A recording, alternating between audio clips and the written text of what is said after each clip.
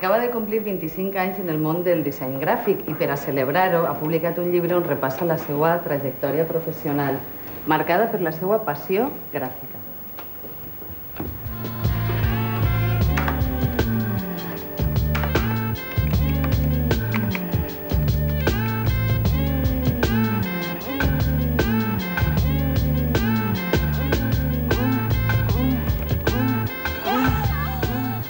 Podries fer-me un breu resum d'estos 25 anys?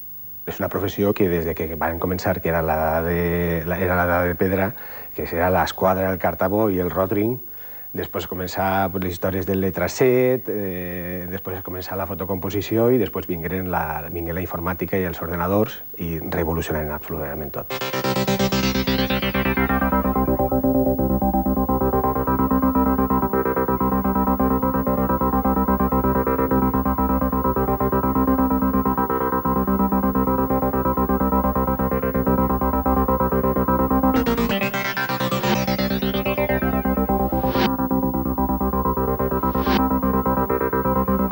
Quins són els principals protagonistes o per a tu?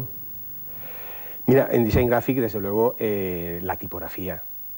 La tipografía es importantíssima. O sea, y además es una cosa especialment important en gràfic, perquè el que és imatge també ho tenen els fotògrafs. Els fotògrafs no tenen per què tindre domini de fotografia. Els dissenyadors gràfics tenen que dominar la imatge, però sobretot tenen que dominar composició i tipografia. Fer la vida més bella a tots nosaltres seria una de les missions del dissenyador. És una de les missions. Fer ordenar-la, donar-li ordre, fer les coses més clares, que tu entres, una senyalització funcioni bé en un aeroport o en un edifici, que tu llisques un llibre d'una forma molt més agradable, d'una forma més ordenada, que tu pugues entendre les coses. Això tot és missió del disseny gràfic. I de fer els carrers també més bonics. Fes una miqueta de memòria i tria alguns dels teus dissenys.